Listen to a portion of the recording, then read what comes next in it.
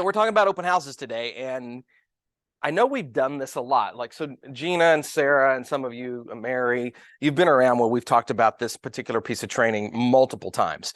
But what I also know is that there is an evolution in the world of open houses right now. And so I hope that today is, there's parts of today that are going to be us going through the content.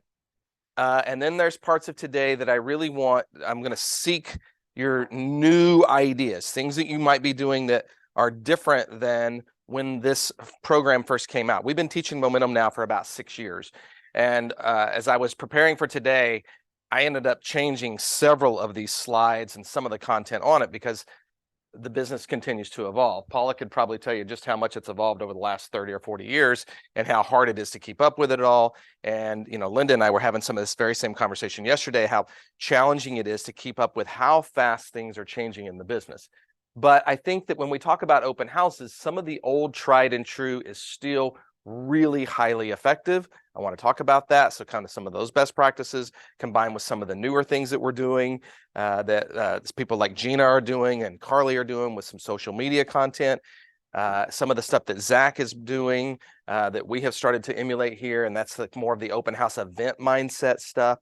So let's just kind of jump into it. So this comes straight out of Momentum. It doesn't matter if you're at the top of your game or just starting out. The only way to get better and stay at the top is the same. First starts with having the right mindset. So where's your mindset when it comes to open houses?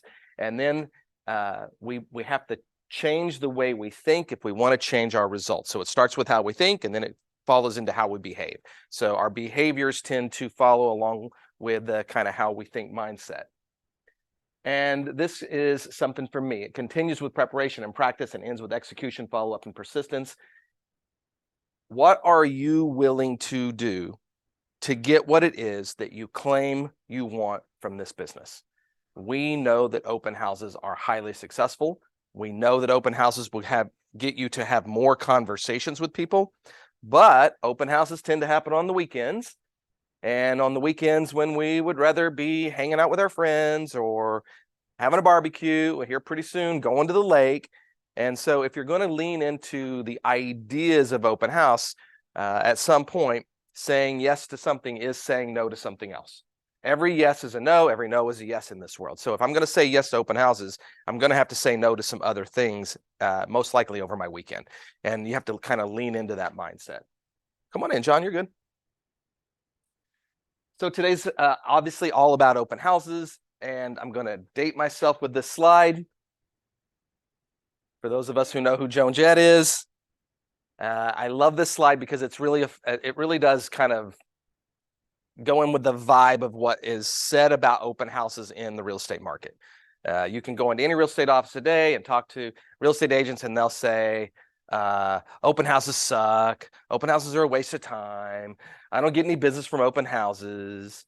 And yet we know when we talk to our agents that are crushing it with open houses that they're converting 7, 8, 9, 10 more deals a year by holding open houses.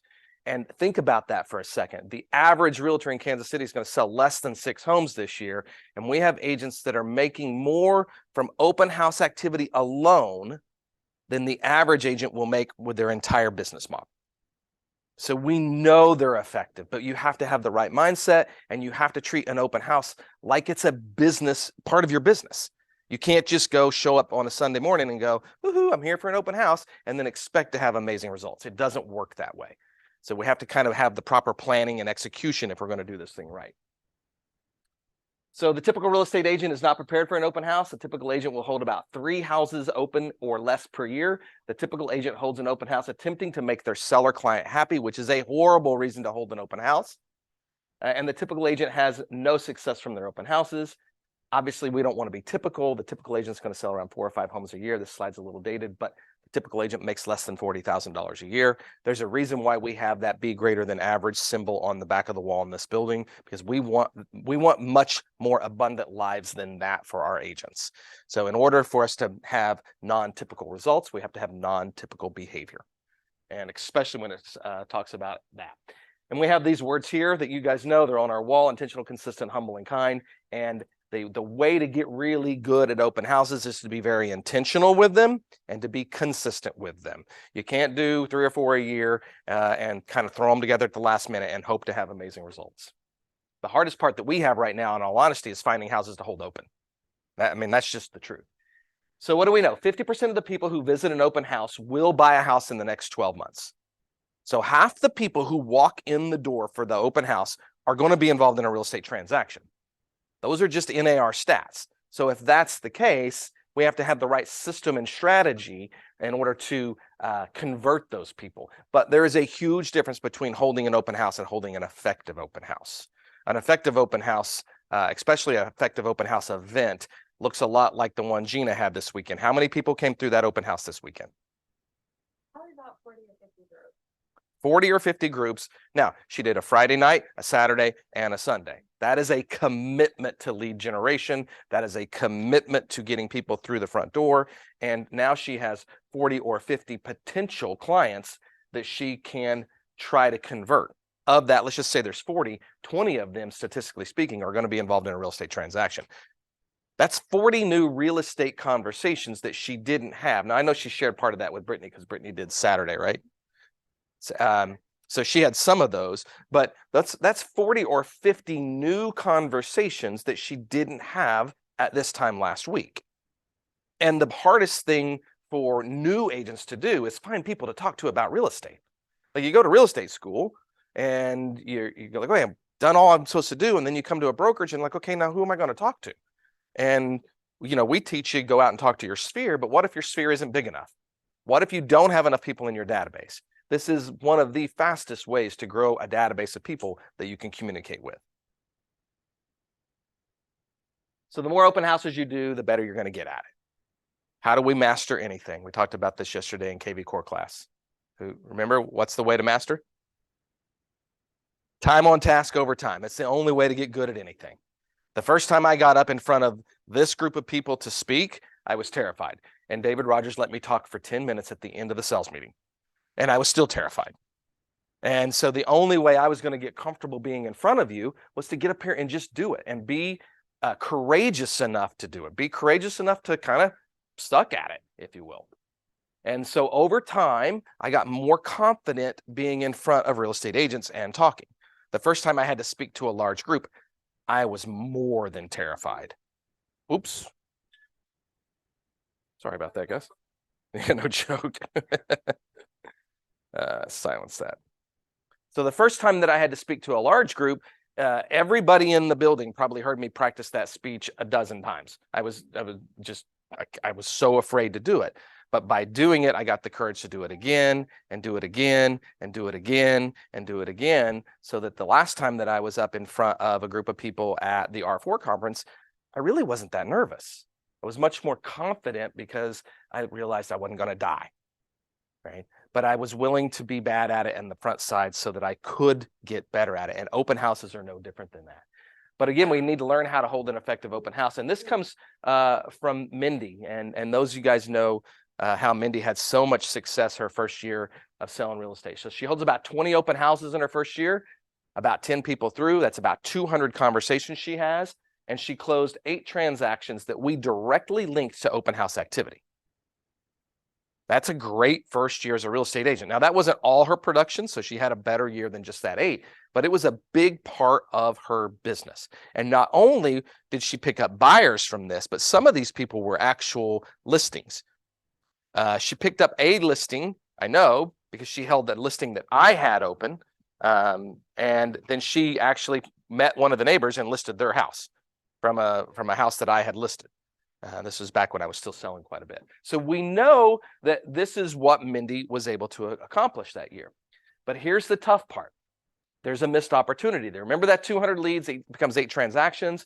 And then according to the NAR study, 50% of the people who come through an open house are going to be involved in a real estate transaction. She missed about 90 plus opportunities that year because she didn't have a good strategy for follow-up with the people that we call not ready now. And in our business, a lot of us get stuck into the world of chasing ready now, ready now. Terry's brand new. Terry needs somebody who's ready now. I mean, that's just the truth.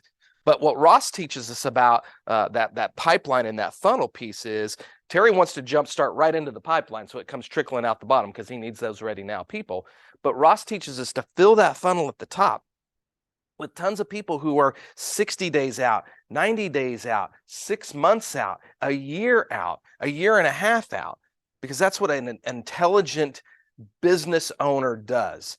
They're looking and building for the future, not just for the right now.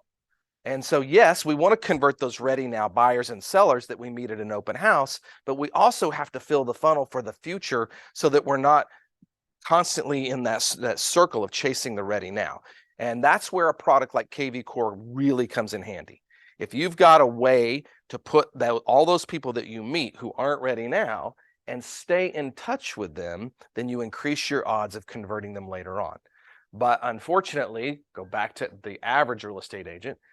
The average real estate agent's chasing the ready now, and they let those people who are 6 months out, 8 months out, 120 days out, kind of die on the vine. And then somebody else goes and meets them, or they walk into another open house next weekend. So you have to have a system and strategy to enter into relationships with people who aren't ready now. When we all love the unicorn, we love to be sitting in an open house and somebody walks in and goes, "Oh gosh, this is great, Dave. Can you sell this to me?" But how often does that happen? I mean, that's awesome. Yeah. Those are unicorns though, but they happen. But that's when they happen, we're going to celebrate it and enjoy it, but that's not every day. So what is more likely is Zach's going to hold an open house, 20 people are going to come through, and he's going to enter into some relationships with people who are going to need his services either next month or next week or 6 months from now, if he has a good strategy to stay in touch with them. Does that make sense? This is what I call the financial security of open houses. Let's just say you did 20 open houses a year. You average 10 people through a door. Is 10 easy enough to get? Okay. All right. That's 100 potential leads at a low 8% conversion rate. That's 8 clients. If they're buying $300,000 houses, that's an additional $72,000 in GCI for you this year. That's a low conversion rate. Early on in your career, you're going to have a low conversion rate. I would suspect, because Zach is a great example of this, he does open houses a lot, his conversion rate's going to be a little higher. I would expect him to get a higher conversion rate than 8%. So here's the plan. You hold an open house to meet new people, right? And intentionally, we're looking for buyers there. We want to put them into a client care system so that we can sell them. And then when we sell them, they generate more opportunities. They help us enter into newer relationships. If I help my friend Heather that I meet at an open house buy the house, and I take good care of her and I treat her with respect and integrity, she's going to tell her friends, especially if I have the courage to ask her. Right? So that's part of it. And then it also gives us something that we can tell our story about. We can get on social media and talk about this amazing new client that we helped. Quit talking about yourselves on social media. Nobody cares that you sold a house in 32 seconds. And you're just telling the world how easy your job is. Tell the story of helping this amazing human buy a house, right? Make it personal. Because, hey, I sold 13 homes this month and I made a whole bunch of money. Makes it sound like your job is super, super easy. Well, I think we just got off of the message as an industry. And then we love to follow what everybody else is doing. And this is one of those, I think if we're not careful, we're following the herd of buffalo right off a cliff, right? I mean, don't follow that lead because it's a bad lead. Talk about your marketing. Talk about all you did to drive a bunch of people to the house. Talk about how happy you are for your clients and how you help them achieve their goals. Make it personal, right? Because that's what social media wants. They don't want the amazing graphic of how many homes you sold. They really want to know the people that you helped, the story of helping them, the marketing strategy behind it, right? The success story, and that'll help. So you guys have seen me do the no, do, have circles before. So in the world of real estate, this is my no, this is my do, and this is my have circles. And this is the intersection of open houses. So can I know everything real estate? Absolutely not. I can't. Can I do everything in real estate? Can I have every tool that a real estate agent can have? No. So if I'm going to do open houses, what I need to know, do, and have to have successful open houses. And you've got to figure that out. Because if you don't have that figured out, what you're going to do is fly by the seat of your pants, act like the typical agent, and you can almost see them showing up on a Sunday morning. It's 12:50 as they slide into the driveway, right? Clothes still wrinkled, a little hungover from the night before, complaining about how they really wish they hadn't have done this, right? Spilling their coffee as they shoved a sign in the yard. That's typical behavior. And then you're going to get typical results. So we want to be very non-typical here. So what do you need to know, do, and have? Starts with, we're doing prospecting. That's what an open house is about. The whole idea of an open house is to prospect. It's not to sell that house. If you sell that house, it's a bonus, right? And we need to understand what we call the label the looker method. So what we need to know is our dialogues. What are you going to say when somebody walks in the door? How are you going to figure out if they're a legitimate buyer or not? What dialogues and scripts are you going to use there? What is your follow-up dialogue going to be? And what is your justification dialogue going to be? And then what do we need to have? Well, we know we need to have some type of sign-in sheet. I'm a huge proponent of the KV Core app. You all have access to it through KV Core. It's pretty darn slick. Steven uses it. And you just hand them the app and say, here, the sellers have requested that you sign in. If you're not going to use the app, have some type of clipboard sign-in sheet for them and put a few names on the top of it before you hand it to the first human, right? Because all of a sudden people will, again, much like real estate agents are going to follow the buffalo off the cliff, right? If you hand it a blank sheet, they're going to see that nobody signed it and nobody wants to be the first person to sign it. Put a few names at the top and they'll more likely fill it out. Yes, ma'am. It's a great idea. If somebody's there when you first walk in, they're going to know that nobody signed them at the top. So don't be afraid of that. You need directional signs, and this is real important. A lot of directional signs. I mean, a lot of directional signs. You're trying to get people who may not have been thinking of coming to an open house to come to the open house. And one at the major intersection and another one pointing towards it, that's not enough. So if I have a busy road here, right? This is the main road coming into the neighborhood. So I'm going to have a sign here and one further down here. I want them to start seeing this sign in time to slow down, right? I'm going to have another one here and another one here. If I can get away with flags, I'm going to put flags or balloons here and here. I want to sign the major intersection up really, really well. When it comes to putting out open house signs, if you're putting them in somebody's yard, get permission. The last thing we want to do is start alienating the same people that we're hoping to enter into relationships with. So it's kind of important that we're smart about that. And then you need to ask yourself, is there a secondary way into this neighborhood? If there's a secondary way into the neighborhood, I need to sign it up appropriately also. And then as I go, like here's my streets, right? There's a street that goes this way and this way. I would need signage either here or here or here, driving them this way, and then more signage here. Now, this is where being real careful about people's yards is going to be important. If I've got an intersection that looks like this, I really have 4 homes that I could talk to about putting a sign in their yard. And if this grumpy person here just says, no, it's okay, I'm going to go ahead and get one here or here. And talking to those people is going to be important. Yes, ma'am. So that's the time sign. That's the next piece on here. And putting your time signs on is a great idea. And get them up early. That's a great idea to have signage out. Now, when would we put that signage out? Any ideas? Or earlier.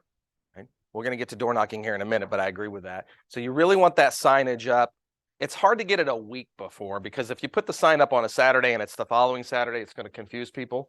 So I would probably wait until that Monday to put the signs up, because if they're up over that current weekend, you don't want people knocking on your client's door. So that's where our pre-MLS system comes in. This is a great opportunity for you agents who are leveraging pre-MLS. You get that pre-MLS going in a week before, you get those signs up that say coming soon, or the open house dates and times, and then all the neighbors, as they drive around that week, driving past that house, are going to know, wow, Linda's house is coming on the market this week, and they're going to be holding it open Saturday and Sunday. So that's, no, there is no law that says you have to put coming soon sign. I think it's a good idea, because we're training the consumer these days to get hyped about those coming soons.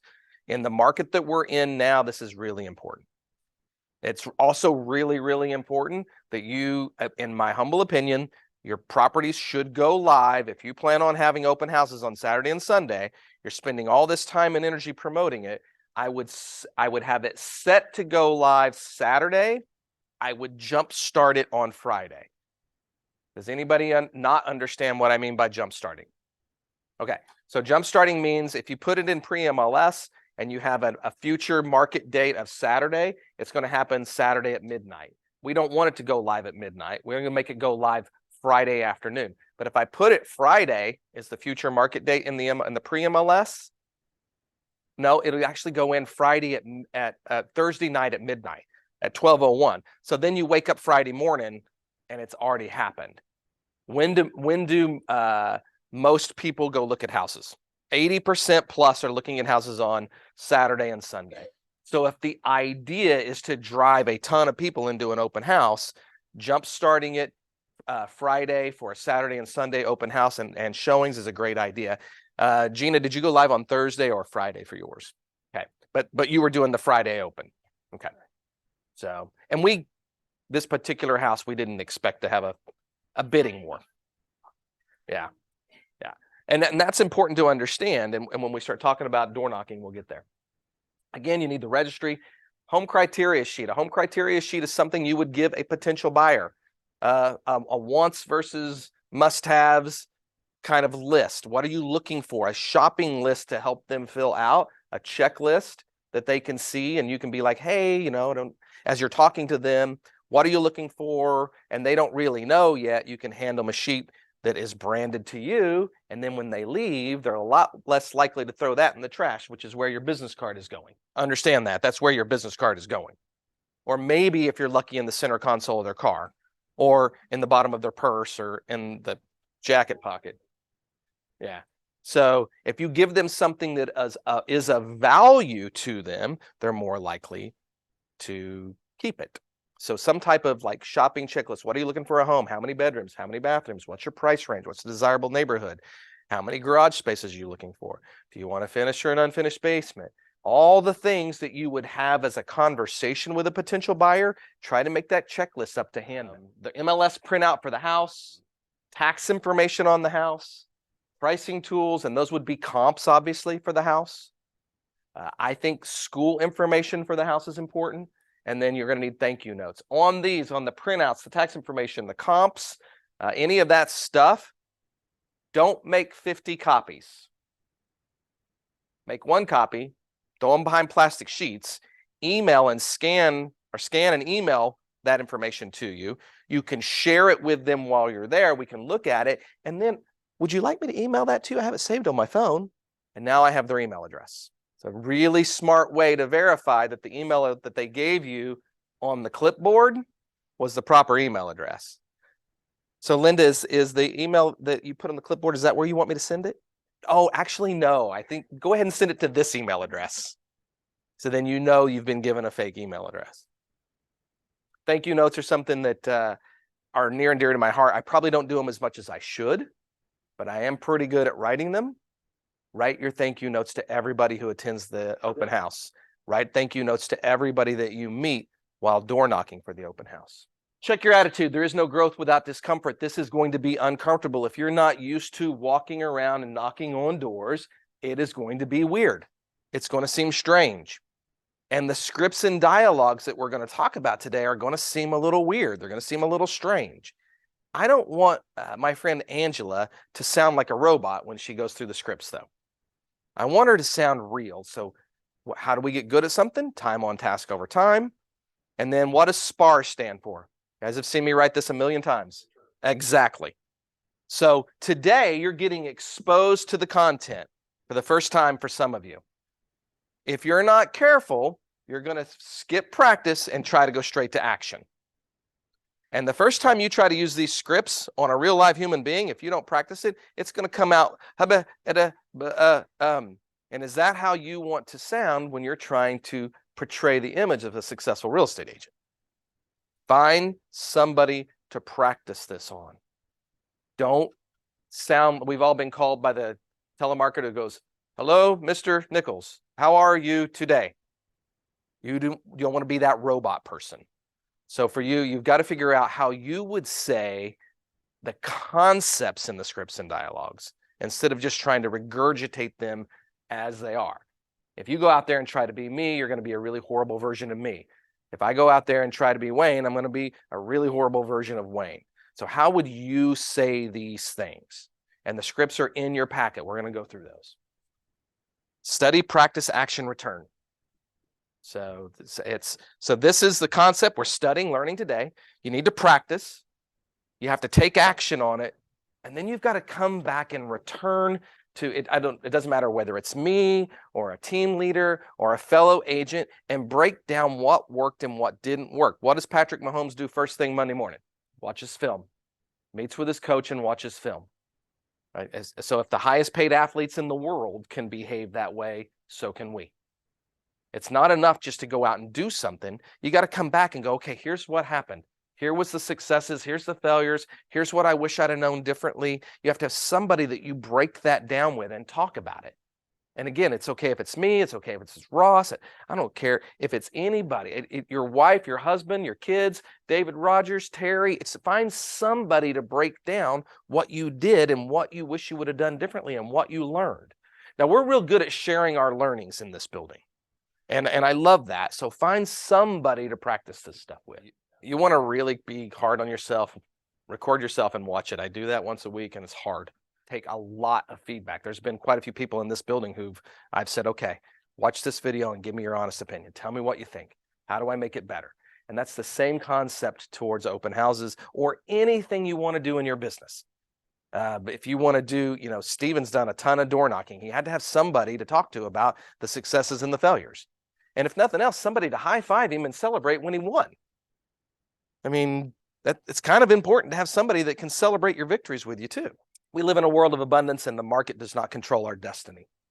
We control our destiny. Those are just facts. Our limit is time because we all have the same amount of hours in a day. And it's funny when we talk about the limits of time, then you see some people who never seem to have enough time to do anything. And then there are these other humans that somehow have this kind of superhuman ability to get all the things done. Well, I have a lot of clarity on successful human beings, and successful human beings tend to take massive amounts of action regardless of how prepared they are. And then there are a lot of people who really struggle with getting ready to get ready. Ready, aim, ready, aim, ready, aim, ready, aim. At some point it's ready, fire, aim, right? I mean, you got to be willing to just miss the target. It's the only way you're going to learn. Just like my kids learned by trying to walk, by falling down. Just like my kids learned to eat by shoving cake in their eye. I mean, we all learn by failure. And we talked about this a little bit yesterday, that the problem with failure is that at some point, and it's usually around age 12 or 13, because up until that moment, we are the most amazing risk takers in the world. I mean, I remember walking by the stairwell one day. Autumn was like 5 or 6 years old, and I hear, "Hey, Daddy," and I look up and she has launched herself in the air at me. And I'm like, I have to catch her. I mean, that's risk. Like, she just trusts Dad. I'm going to yell, "Dad." I'm going to fly through the air and he's going to catch me. But something happens at around 12, 13, maybe younger these days. We take risk in front of other humans and they laugh at us. And we stop taking risk. And then it's, oh no, I don't want to get laughed at. I don't want to fail. I don't want to get it wrong. If I get it wrong, I'm going to get yelled at by the boss. I'm going to get fired. Guys, we don't do that stuff in this building. You know that, right? We actually celebrate failure here. So be courageous enough to fail. I don't care about the results. I know you do. I know you're like, "Dave, I want to sell something." I don't care. I want the behavior to be right. Because if the behavior is right long enough, the success will come, period.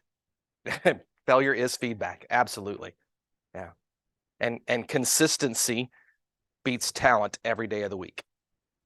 Every day of the week. Zach and I, big baseball fans, and we were talking about baseball. You realize that a baseball player makes it into the Hall of Fame by failing 2 out of 3 times? He gets up to bat 3 times, he's going to strike out twice. He gets on base 1 time out of 3, and he's making it into the Hall of Fame. That's a 300 average.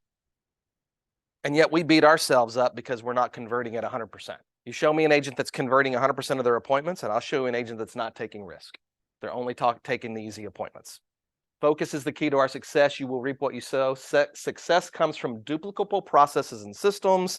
Everybody knows this is my love language.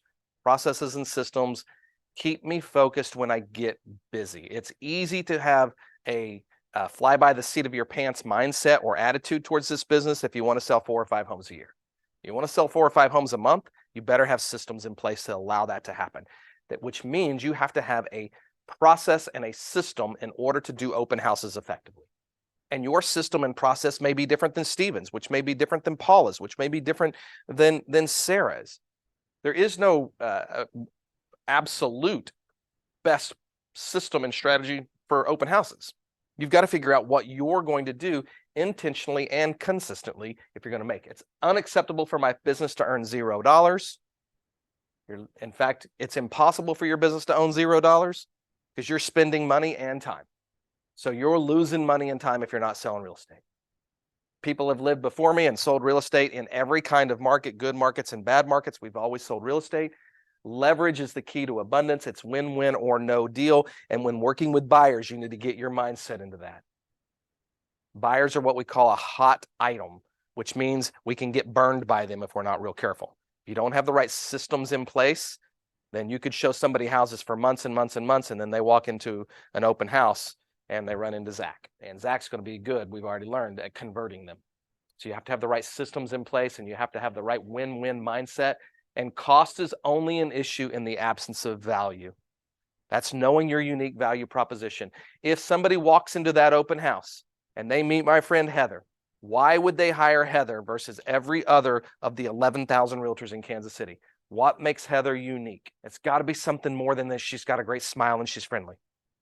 She has to have something more than that. Most likely that point of commonality that we talk about, Wayne, is right. Absolutely. What can I find in common? But what is my unique value proposition? How do I behave differently than the average realtor? What's the very first question that most real estate agents ask when they have somebody walk in an open house? No, well, the first question they ask. That's typical. That's the worst question to ask. The answer is the same as when I walk into Dillard's to look at shirts and they say, "Can we help you today?" And what do I say? Because I have nothing better to do with my time than to go to Dillard's on a Thursday afternoon. Why was I there? I was there to buy something, but I've been programmed to respond, "No, I'm just looking." And I worked retail, so I know we all roll our eyes and sure you are. Yeah. So we've programmed the consumer that the best way to disarm us is to say, "Oh, I have an agent." We've taught them all that. So why would we ask a question that we don't want the answer to? Absolutely. Everybody has an agent, probably 3 or 4 of them. That doesn't mean that they're loyal or that they're under contract with that agent. Honestly, if they were really, really loyal and under contract, what are the odds that they're walking in your open house? Pretty low. And if they're working with me, they're walking in with my business card in their hand and David said that I should give you this before I look at the house because I've trained them that way. Yeah. That's non-typical behavior. Because when I worked with a buyer, I went through a consult with them and I said, "Look, I'm going to tell you not to go to an open house, but you're probably going to be driving home from church on a Sunday or going to eat lunch and you're going to see that sign and you're going to be like a moth to a flame. You cannot resist it. I know you're going to go. Here's a stack of my cards. I need you to do me a favor. When you walk in the door, have my card out, hand it to the agent, and make sure that it's okay that you still see the house." Yes, Sarah. Check your attitude. Real estate is a get-rich business. Real estate is a sales business. We are in the sales business, which means you have to understand what you're going to say. Real estate is a task business. This is the grind, the boring of real estate. Again, we look at social media. We all think we're driving around in Lamborghinis and wearing Rolexes and flying around on private jets. I mean, that's social media. That's not real. In order to get good at this, it's grind and hustle. You're not going to convert 100% of the deals that you don't generate. That's like when agents come and they want to talk commissions with me, a brand new licensee who's never sold anything. I'm like, 100% of nothing is still nothing. We got to get you to sell some real estate. They're asking the wrong question. You're not going to close 100% of the deals you don't generate. People will trust and follow what I can explain and what I can show them, not what I tell them. Nobody wants to be told. They like to be taught. They like to be shown. It's unacceptable to leave my clients' money on the table. And that's what, if you're the listing agent on these houses, you need to understand our job is to do what's best for our client. Is it in our client's best interest to have a massive amount of people through the house and get them the best offer possible? Absolutely it is. Absolutely it is. Is it in our client's best interest to put a house on the market on a Tuesday and have it off the market by Thursday, when the 80% of the buyers are going to be showing it on Saturday and Sunday? So if we're in that rush to just throw it on the market because we don't have a strategy of when and how we list properties, that comes back from our leverage your listings camp that we teach here. What are you doing to position your client's house the best for the market? What is your strategy? Because if you're not careful, you're going to run into the Anita Coverts of the world. You put your house on the market on a Tuesday, Anita's going to get you an offer. She's smart. She's aggressive. She's going to get you something in your mailbox, and you have to present it. Now, all of a sudden, you're in front of your client, and you're thinking, man, I really want to hold this house open this weekend. And your client sees a really strong offer, and FOMO kicks in. FOMO stands fear of missing out. And they're afraid that that expiration date that this really good agent put on there is real. And if you're not careful, they'll say something to you like, you know, Heather, I'd like to get this wrapped up because they have plans to see 6 more homes on Friday. And I really don't want to show them 6 more homes and have them fall in love with one of those. So we really need to get this wrapped up if we're going to do a deal together.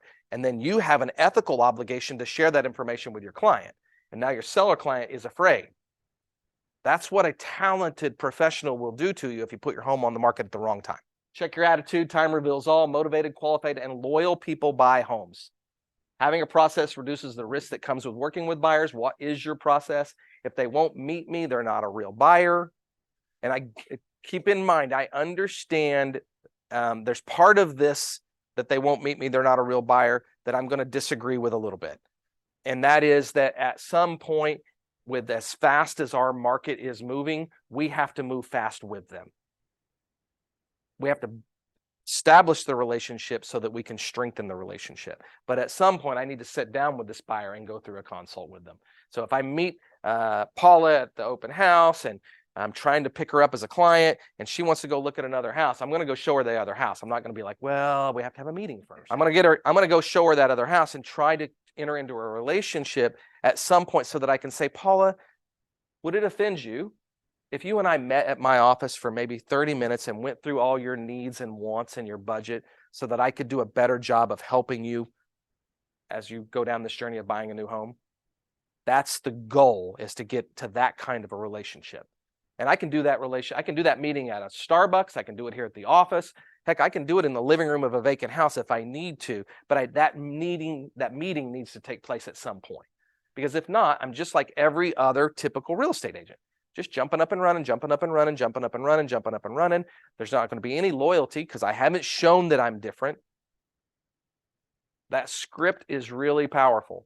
And that's just an adaptation of what we learned from Jared James at R4 when he was trying to convert people from a listing, his listing leads. He uses that. Would it offend you if I stopped by your home and gave you a quick price consult and just did a quick tour of your home? People are programmed to tell salespeople no. So asking them a question that the answer is no to, but by saying no, they're actually saying yes, is a very powerful psychological sales tactic. Because Paula's not going to be offended by it. I asked her, would you be offended if you and I had a quick 30-minute meeting where I sit down and went through your wants and your needs and your budget as you're trying to buy your next home? She's going to say, no, I'm not offended by that. And by saying, no, I'm not offended by that, I can say, great. What's Wednesday at 5 o'clock look like for you? Those are the kind of techniques that you need to understand. A buyers deserve my attention. A buyers are those ready now buyers. We have to have a system to service ready now buyers.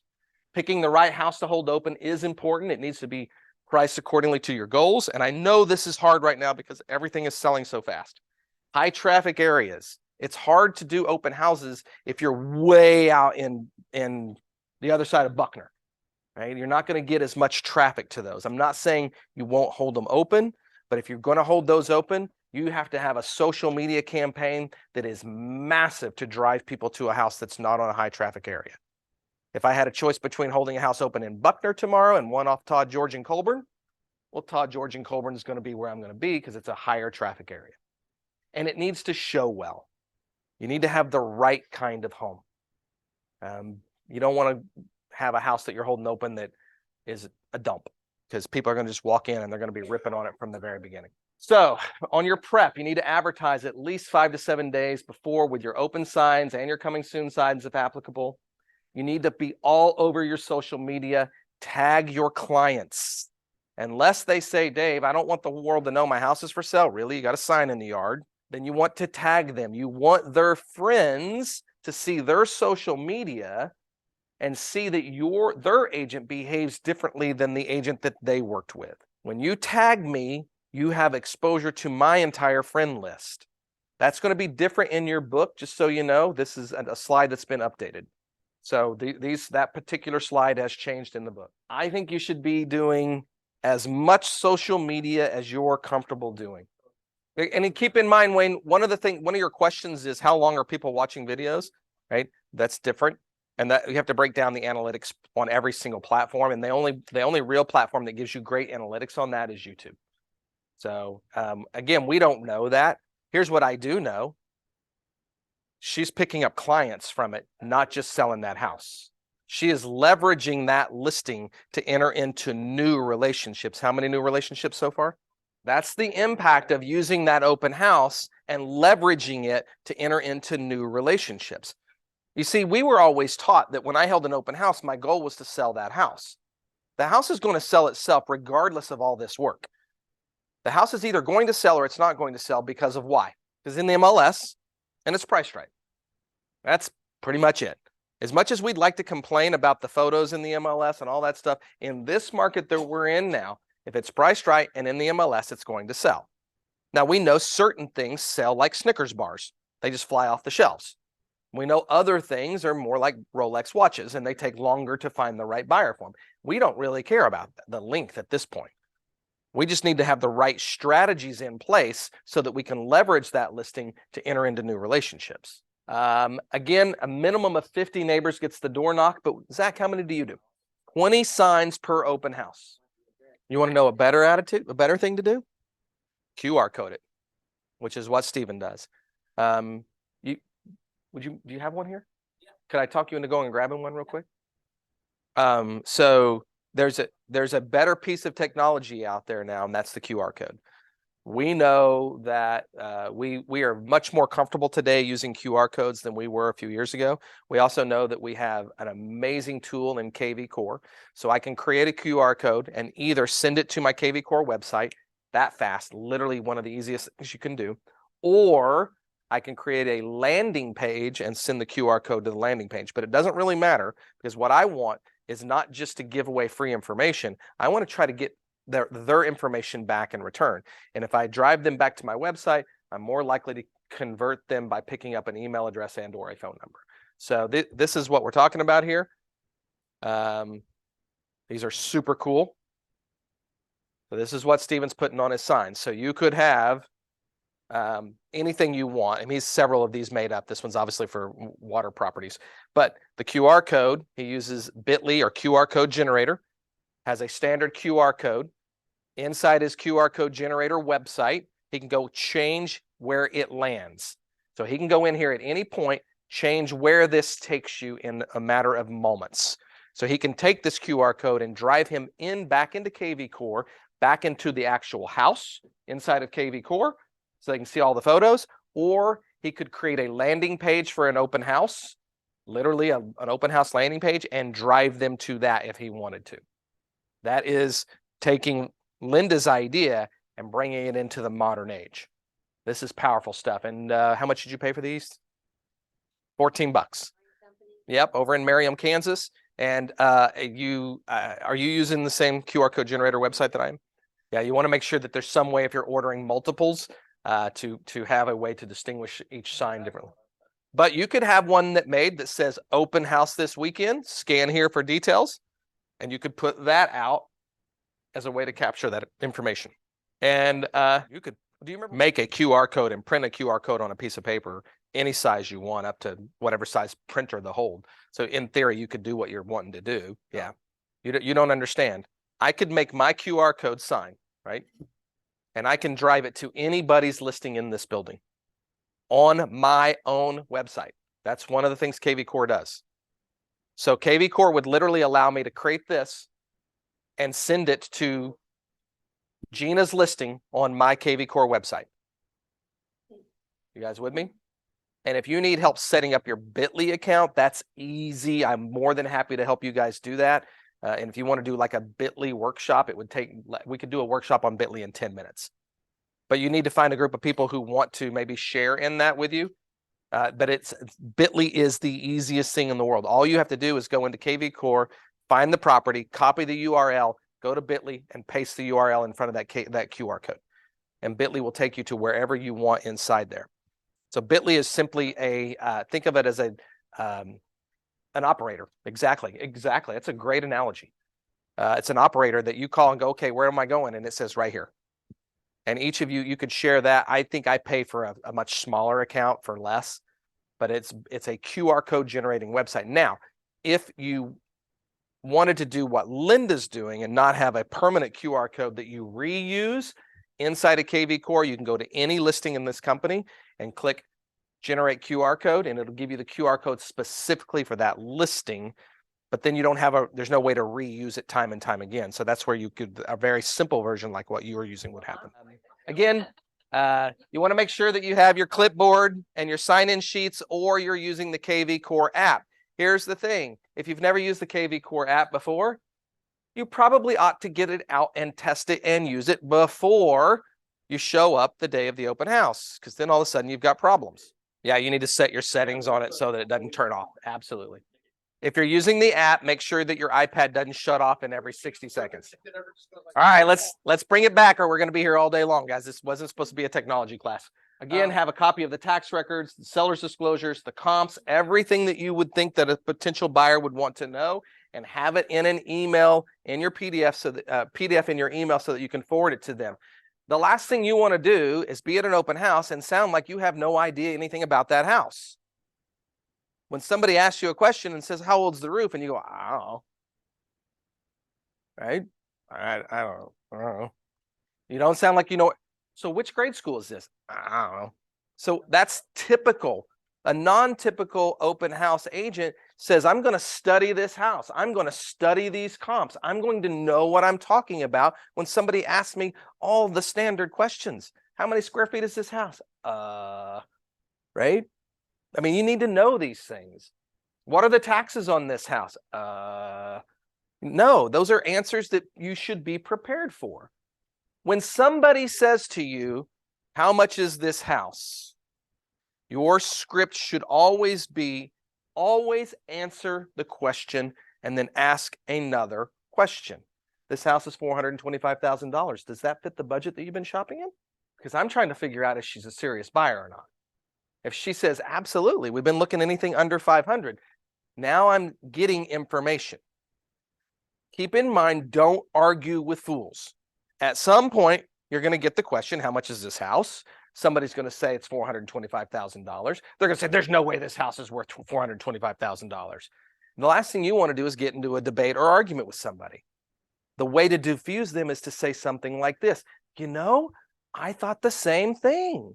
And then I started studying the numbers. Check this out. I'm not telling them, I'm showing them. The last 3 homes in this neighborhood have sold between $425,000 and $450,000. Isn't that shocking? I just told them they're stupid without telling them they're stupid. And I showed it to them. And then I'd love to email these to you. I have them saved. Would you like me to email them to you? That's non-typical behavior. Know what you're going to do and say when somebody does certain predictable things at an open house. You're going to run into the neighbor who says this house isn't worth that. What are you going to do and say? You're going to run into people who ask square footage, price, bedroom count, bathroom count. I mean, they're there. They could go see that stuff, but they're trying to engage with you. Square footage, schools, that's taxes. They want to know these things, and you need to be prepared. Study the seller's disclosure. If it's not in the seller's disclosure, you need to get it in there or talk to the listing agent. Edit the MLS to include the open dates and times. If it's not your listing, you need to go to the agent and say, hey, Paula, we need to get that changed so that the MLS tells the whole world that I'm holding an open house. And for some reason, we don't do a good job of that. If you, as an industry, it's really bad. There's open houses all weekend long going on around Kansas City, and they're not showing up in the MLS. And if you don't put them in the MLS, then the MLS isn't telling Realtor.com and Zillow. And you want Realtor.com and Zillow showing your house as open houses this weekend in Kansas City. So make sure that you get that updated. Call everyone in or email everyone in your database. Every single, I mean, there's a reason why Ross's idea of taking your database and turning it from Elmo to Godzilla makes sense. If I have 1,000 people in my database, I'm going to email them and say, hey, doing open house this weekend. It's in Lee Summit. If you know anybody looking for a home in Lee Summit at $425,000, come see me this weekend at 123 Main Street. I'm going to be there on Saturday and Sunday, and here's the time. I have cookies. Come see me, right? That's important. But you've got this giant database of people that don't know anything about the work that you're doing. And you think that they're going to figure it all out by social media. If you think that the whole world is really watching your social media, go look and see what kind of engagement rate you got on your most recent real estate post. If you had 40 or 50 engagements, you were lucky. You probably have 2,000 friends in your database or 1,000 friends or whatever it is, and you're getting a small portion of them that are engaging on your social media. If you're really good, you may get 10% engagement from your entire social media group. You're trusting Facebook to tell your database, Dave is doing something really awesome this weekend. Don't trust Facebook to do it. Use the email to do that. Create that shopping list that we talked about so that you can hand it to people. We have a sample on page 23 of your handouts. Get a copy of the HOA restrictions, if any. You will get silly questions like, can I put a fence up here? Can I put a pool in? Can I park my RV in the driveway? You want to know if there are any restrictions for that HOA. School information on the district, and consider making it an event. This is the new piece. Multiple days, food, drinks, make it a party. Give the neighbors a reason to come by. Go invite the neighbors. Hey, I'm listing the Smith's house over here at 123 Main Street. We're holding it open this weekend. Friday evening, I'm having a special neighborhood open house just for the neighbors to come see it. And I've got, beer and wine and hors d'oeuvres, whatever the case might be. That's awesome. That's putting on an event. That's giving people a reason to stop by the open house. And if you're a Brian Buffini fan, Brian Buffini says never eat lunch alone again. And the reason for that is he says you go out and meet people and go have lunch. There is a very powerful thing about sharing food with a human being. Connection happens over food. We connect over food and drinks as Americans. So using food and drink as a way to make people more comfortable at an open house is a great idea. Yes. Well, the builders figured this stuff out years ago. When was the last time you saw a builder have a house open one day a week? I mean, they've got that bad boy open all the time. They know that they're trying to capitalize on as much as they can. And Zach's right. This is non-typical behavior. The typical real estate agent doing the typical open house is just trying to get in there, get it over with, get home so they can start their cookout. That's not a strategy for success. What Zach is saying, no, I'm leveraging when we have listings. I know I'm creating an event. I'm going to be working hard that 3-day period. Zach takes off. What's your day off that you've been taking during the week? Monday and Wednesday, Zach doesn't work because he's working on Saturday and Sunday. That's just a business decision that he's made as he's trying to grow his business. I'm not saying you have to work every Saturday and Sunday, guys. Please don't take that wrong.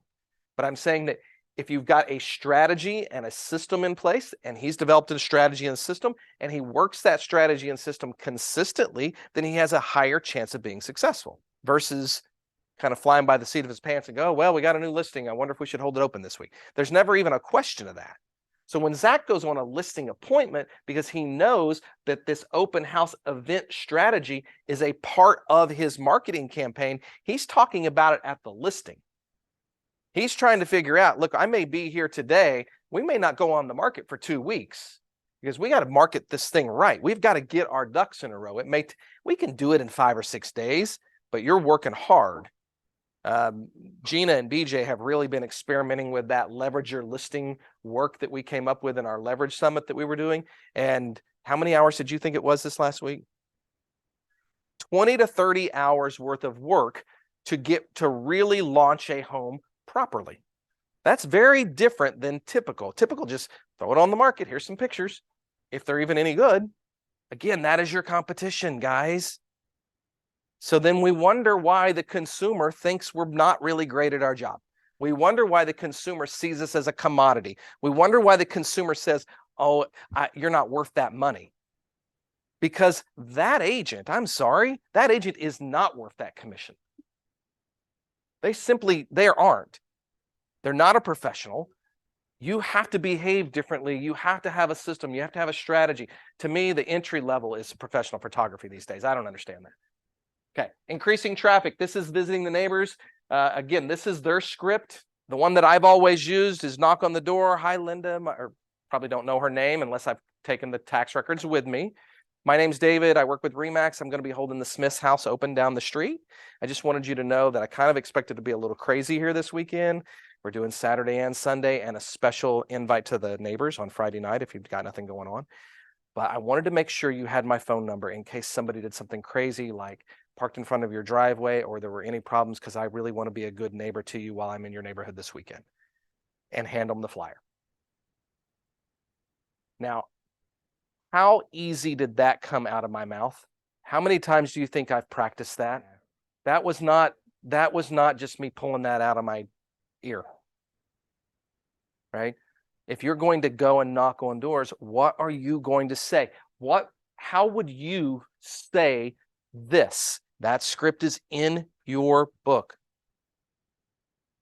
Figure it out before you go do it. If not, you're going to knock on the door. They're going to come. Hi, David, and open house and Saturday.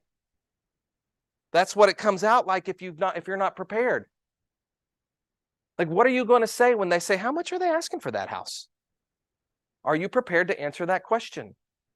Because you might get somebody who's friendly like me, who goes, really? The Smiths? Didn't know they were selling their house. How much are they asking? No way. Yeah, that's what I thought too. But I've been looking at the comps. I'd love to email them to you. That's a different kind of behavior. The whole point of me knocking on the door is to try to figure out how I can enter into a relationship with this human being. When I walk away, I'm going to pull out my little notebook that's in my pocket. I'm going to write 123 Main Street. And I get back to the office. I'm going to go to public record search. I'm going to go 123 Main Street. Oh, Linda Pringle. There she is. Send her a thank you note. Linda, it was so nice meeting you the other day. If there's ever anything I can do for you, let me know. David. And then I'm going to put her in my database for follow-up in the future. That's a different kind of behavior, yes. And they live in the same world you and I live on, and they are somehow become comfortable with the fact that everything about them is available on the internet. You know, when somebody calls me or knocks on, I mean, I'm half expecting the next time somebody's selling Girl Scout cookies knock on my door and go, hello, Mr. Nichols, how are you today? Right? Yeah. Would you like 3 more boxes of blah, blah, blah? Because you ordered those last year. Actually, we're just about ready to charge. Yeah. Yeah. We've got your card on file. By the way, have you tried the newest flavor that's out this year? They're really awesome. I mean, we could learn a lot from the Girl Scouts if you think about it. They're really good at this stuff. I mean, gosh, if I can take a 10-year-old girl and she's not afraid to knock on my door and sell me cookies, why are you afraid to knock on people's door and tell them you're selling the neighbor's house for $450,000? Well, and we know that when we put a sign in the yard, 23 of the closest 20 neighbors are thinking about selling their house. I mean, that's just a fact. So Zach's right. By knocking on those doors, he's trying to figure out which one of these 3 people in here is thinking about selling their house.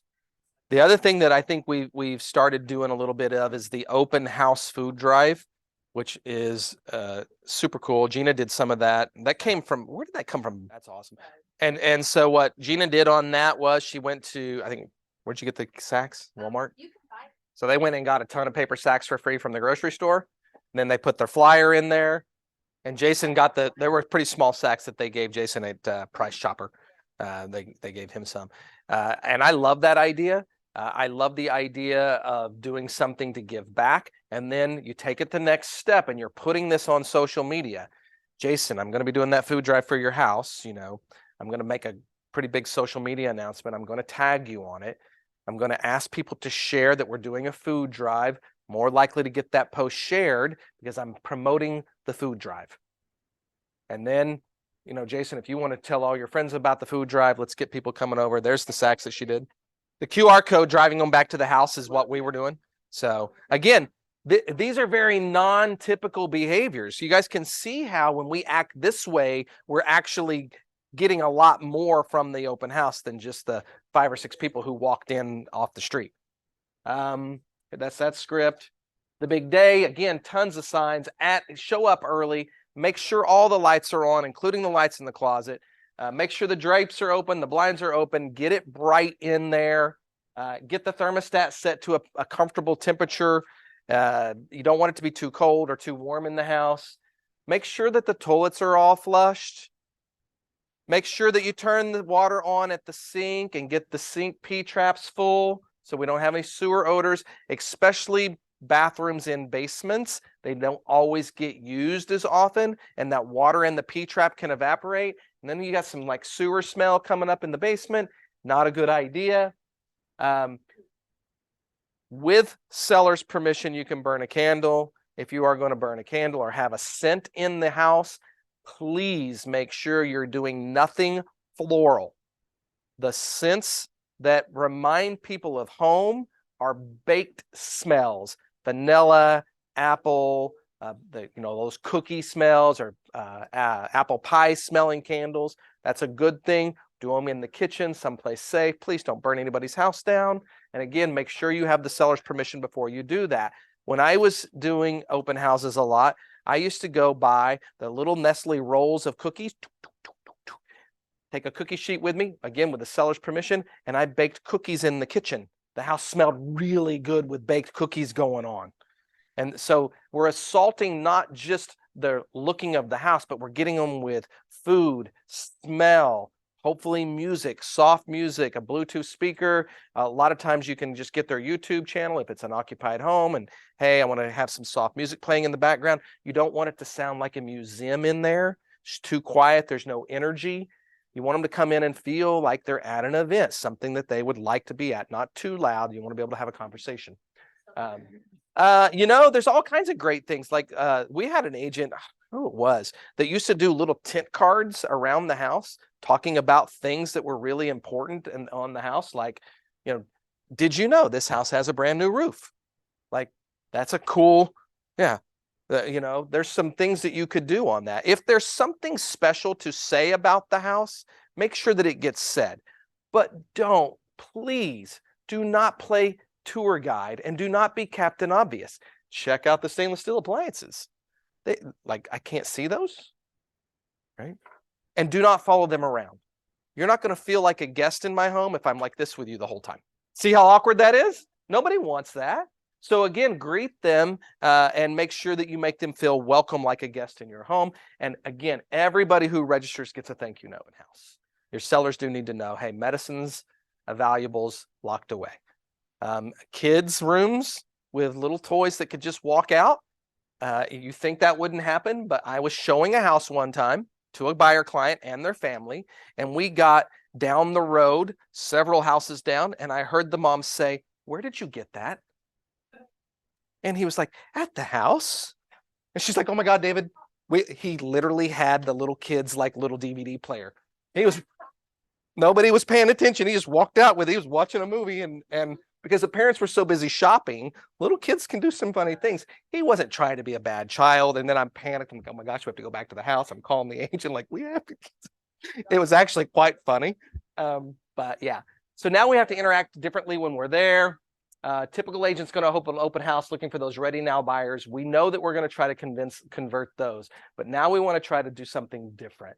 And that's where we're going to greet them at the door, welcome them, handshake them, hand them the clipboard or tablet to register, and then let them look around. Sample scripts are on page 9 there.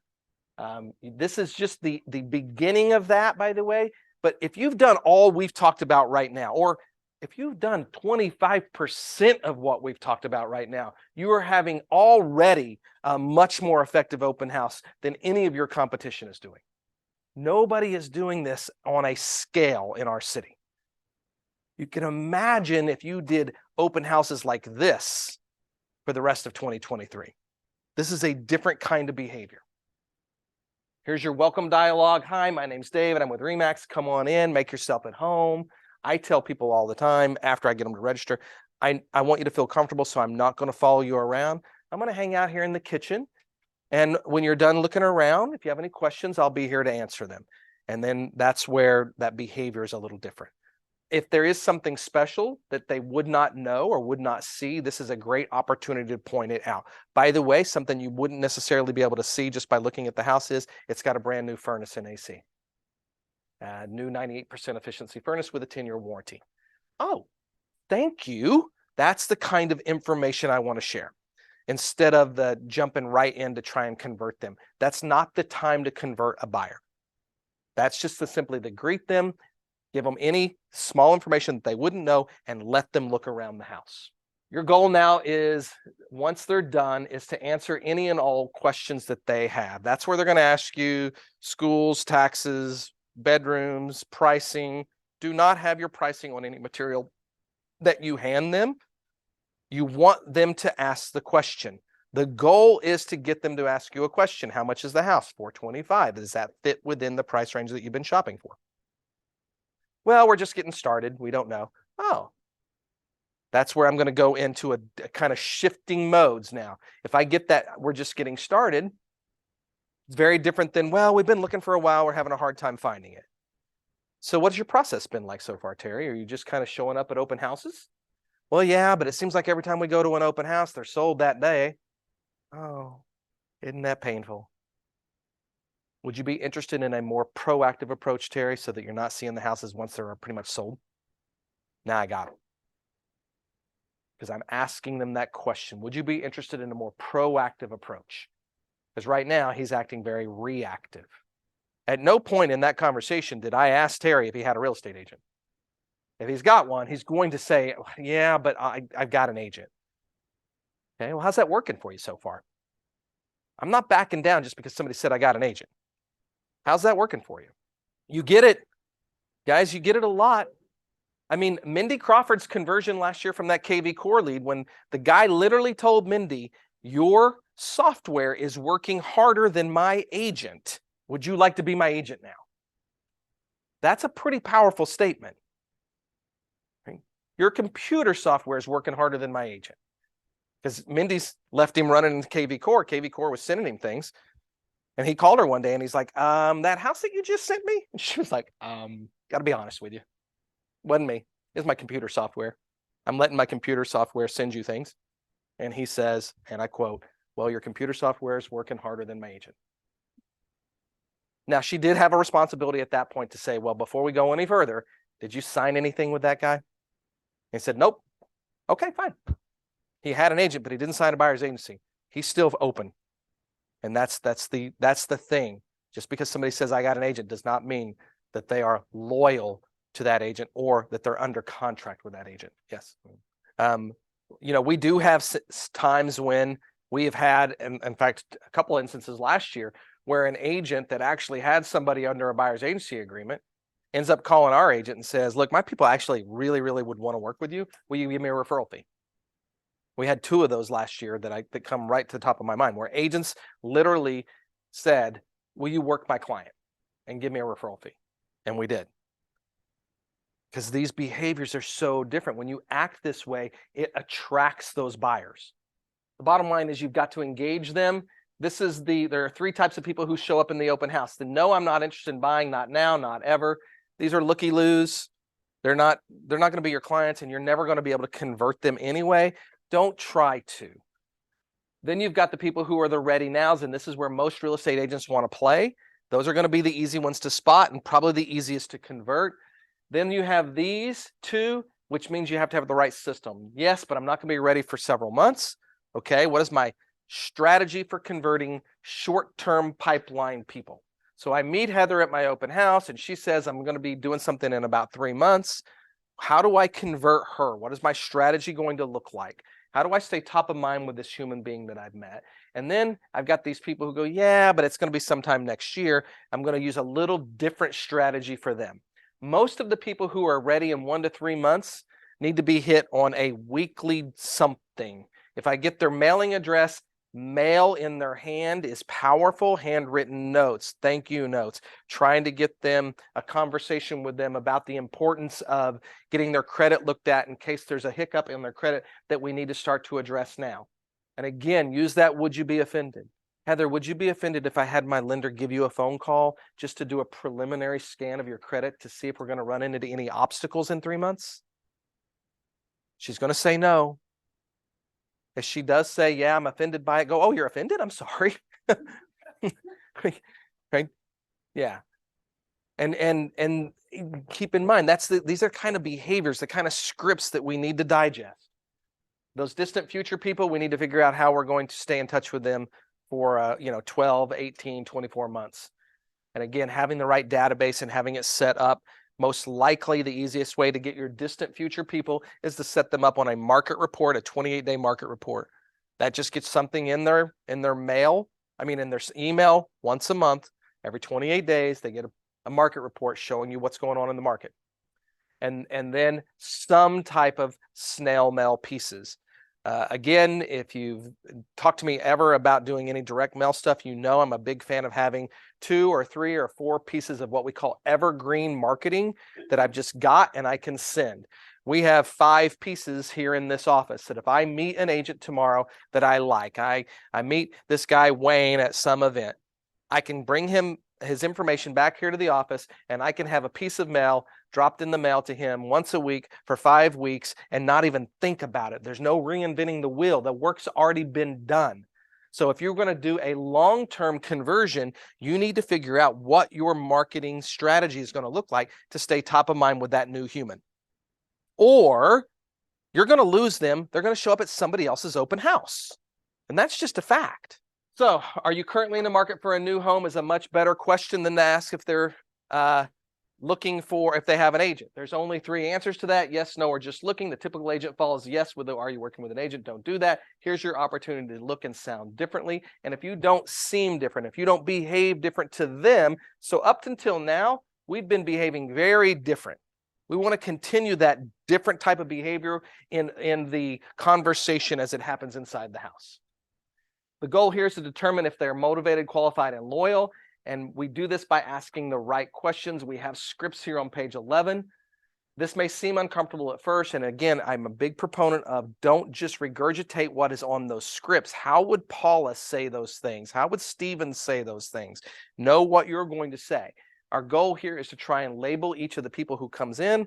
Are they one of those, people who are looking for the future? Are they looking in 1 to 3 months? Are they just a nosy neighbor, or are they ready now? Those ready nows, we're good at converting them as an industry. We're not good at converting those people who are in the distant future. Add everyone into your CRM, and then again, the short-term buyers, some kind of 8x8 program, and then the long-term people into a 33 touch program. Put the neighbors into a program too. So you've met these neighbors, you've knocked on their door, you've given them a $2 bill or a handwritten thank you later on. What is your follow-up strategy with them to stay top of mind? Because I may have knocked on Linda's door and got permission to put the sign in the yard or invited her to the open house, but that a lot of times it just ends there with us. What are you doing with those people? Where are you keeping them organized? And what is your system to stay in touch? Keep in mind, early on, I said you email everybody in your database. So if I meet Linda by knocking on doors, I get her email address, I put her in my database. Now, every time I do another open house, I'm reminding her that I'm out here selling real estate and I'm behaving in a way that's not typical. She's not used to seeing that from real estate agents. She's never heard of a real estate agent emailing people that they met about future open houses. That's not normal. And if you don't do it, somebody else will. Again, here's your script, your follow-up phone call. If you're using KV Core and the KV Core app, it's immediately emailing them as soon as the open house is over. So understand that that's what's going to happen. So if this is real important for those of you who are using the open house app, if I meet Jason at the open house and we have an amazing conversation going, I'm probably going to make sure that I turn off the campaign so that he's not getting a bunch of text and emails from me that don't make sense. KV Core's assumption every single time, and this is harsh, but it's going to assume you're not going to do your job, and it's going to try to do it for you. If you're actually going to do your job and do the follow-up, turn the campaigns off. Campaigns are very different. They're designed to say, well, you're not going to email them, so we're going to send them a random email. And you're not going to text them, so we're going to text them for you. We're going to do our darndest to do your job for you because you won't. So if you're actually doing your job, you got to turn it off or it's just going to confuse them. There's always a good, better, best. If you're not going to do your job, letting the AI try to do it for you is better than nothing. And it's better than your competition. But if you're going to do your job, you got to turn the AI off because the AI is assuming you're not, which is, again, and this is where I have extreme clarity on KV Core. KV Core is a rocket ship that is going to assume you're not doing your job. If you don't do your job, those campaigns are pretty effective. We've seen them work. But the better thing is for you to actually get in there and do the follow-up yourself, which means you have to turn those campaigns off. Here's your script on the phone call again, if you make the phone call, and your follow-up dialogue. Your goal is to either get them in another house as soon as possible if they are ready now. These are those A buyers. If they're ready now, you got to get them into another house or get them in for a consult. Those are the two choices. So if you come into my house in Lee Summit and it's 4.25 and I have my conversation figure out you're really wanting something in the Lee Summit North District under 500,000, I am now checking every single day to see if anything new comes up, and I am the very first person. You're going to get that from me first. I'm calling you or texting you saying, hey, a new one just hit the market that's in your price range, Linda. Would you like to go see it? Because I have got to keep that fish on the hook. If not, it's going to wiggle off and go somewhere else. So you've got to get aggressive. Now, I know what my friend Rachel's going to say. Well, are you sure? I might hurt their feelings. I might bug them. They may be eating dinner. Doesn't matter. If they're going to be offended by these behaviors, they're not motivated, qualified, and loyal. So we don't want to waste time with them anyway.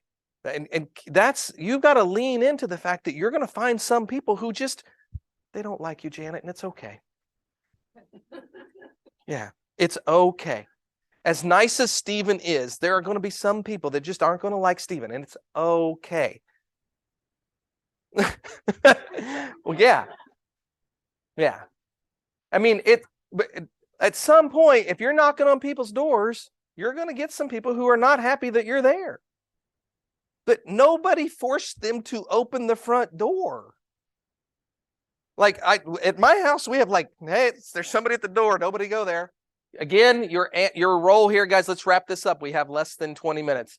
Your role here is to provide the looker with information and answer their questions and with other questions. Anytime somebody asks you a question, you want to ask them a follow-up question. And most of the time, the follow-up question should be, is that what you're looking for? Is that... if they say, can you tell us what school district this is in? This is in the Lee Summit North District. Is that the district you want to be in? How many square feet is this house? It's 2,500 square feet. Is that about the kind of square footage that you think you need for your family? Right? How old's the roof? It's a year old. Are you looking for something with a new roof? I'm literally going to ask a question about every single question they ask me because I'm trying to engage with them to see how serious they are. And eventually I'm going to say, get down to the important question. What has been your strategy so far for finding a home? Are you just going around looking at open houses? I'm probably going to say something along the lines, you do realize that only a small percentage of the homes that actually hit the market end up as an open house. Did you know, and I would know the numbers for that area, that the average home in 64086 where we are is going under contract in about 5 days in this price point. So a lot of times by the time you found out about it, it's already sold. If he doesn't go there with me. Asking questions. No, I didn't know that. That may be one of the reasons why you're not finding the right home. Would you be interested in a more proactive approach to helping you find the right home? Would you be interested in a more proactive approach is the key thing. And then know what that looks like. What is a proactive approach to you, Amber? Does the average consumer even know what that means? That's a perfect question to ask because they're going to go, ooh, what's pre-MLS? Yeah, you may not be aware that in the MLS, we can see the upcoming listings and you don't see them because they're not on Zillow and Realtor.com. So we're searching the pre-MLS for our clients before they ever hit the market. That way, if it's going to be a hot property, you're one of the first people to see it. Would you be interested in something like that? He says, yes. Okay, great. Now I'm in the world of converting that person. And again, either I want to get them into a house or I want to set them down for a consult. That's the goal. Always the goal with a buyer, get them into the next house, because you're not going to build a great relationship on day one. You may build the foundation for a great relationship on day one, but the relationship comes from multiple conversations, multiple interactions. So again, typical real estate agent says, well, I could probably show you some more, but only if you're pre-qualified now. Gosh, and then all of a sudden, I'm getting that pushback again. And this may be unpopular, guys, because I know there are agents like, I'm not showing anybody a house unless they're already pre-qualified. That works great with your sphere of influence. That works great with your family and friends. I mean, if Hunter said to me, Dad, I want to buy a house, go get pre-approved, but I'm not wasting my time with you. Right? Like Uncle Peach. But that's different from a stranger that I just met. I've had a 5-minute conversation with you and I'm saying, well, I'm not talking to you anymore until you get pre-approved. That's the point of these questions. We're trying to figure out if they're kind of serious. You know, it's funny because if you look at Zach's business model, Zach does a lot of Zillow stuff. And in the world of Zillow and the world of Realtor.com, you just go show houses without all this other obstacle in front of it. Somebody's clicked a button. They said, I want to see a house. Period. He makes a conscious decision. Yes, there's some risk associated with that. That is a business decision that an entrepreneur is making. I'm paying for leads. They want to show houses. I'm going to kiss some frogs, but sooner or later, there's a prince in there. And he's just looking for how many frogs do I have to kiss before I can turn them into a prince. Yeah. So I was trying to help Hunter buy a car recently. And I talked to a salesperson that I don't know where he went to real estate or a sales school, but he was like, well, we have to get you pre-approved for a car purchase. And I'm like, bud, I'll write a check for this damn car. Do you have the car in stock? Yes or no? And it was so funny because then about a week later, I was looking for a car and I was trying to get an answer from a salesperson. And I literally had 4 different emails. At one point, he's texting me on my phone, desperately trying to get me to come to the damn lot. Now, it's at Barron BMW all the way over in Merriam, Kansas. I do not want to drive over there. I want to know, do you have the car, yes or no? And they keep running the ad, so the ad is up. Finally, I sent him over there to go, can you go see if they actually have this stupid car? And when he gets over there, he's like, no, they don't have that car. And then we wonder why salespeople get such a bad rap. That behavior is counterintuitive to building a relationship. So their whole goal was, let's get Dave on the lot and let's just hammer him into buying something he doesn't want. It's not going to work well with most consumers. If you get an educated consumer, a more sophisticated consumer, they want more straightforward. That's why these scripts work. These are very straightforward scripts. You're looking for a house for $425? Is that within your budget? That's a straightforward. That's honest. There's nothing, I'm not hiding behind what I'm doing here. Now that is, again, it may seem uncomfortable for you the first couple of times you do it, but there's amazing integrity in this. I'm trying to figure out, how can I help you? And if you don't want my help, that's okay. Next, I live in a world of abundance. There's plenty of other people who do want my help. It's okay if you're offended by me asking some simple questions. Had the guy over at Barron BMW said, you know, we don't have that car, but we have these other things. Are any of these interesting to you? You know, or he'd have said, are you looking for, and then repeated the kind of car. We don't have that in stock, but I have access to a database of others like it. He would have had a chance to enter into a relationship with me, but they refused to answer the simplest question. He had the right to ask me a question had he ever answered the question, but he refused to answer the question and he kept asking me questions. No, answer the question first. That is just sales 101. Okay. All right, guys, we have about 15 minutes. I'm not going to go through all these scripts and dialogues because it literally gives you a you, them kind of scenario. This is the flow chart of the yes, no scripts. If you are afraid to have these conversations, go find somebody either in this building or in your home to be the customer and role play these. And then when you say it, if it feels really awkward, then figure out how you would say it. Start by playing the song the way it was written in the script. Start by learning exactly what it says here. So if I'm role playing with Terry, I'm going to go, how would you like to use a proactive process that will ensure you get the home you want? But just read it. And then after that, then go, okay, now how would I say that?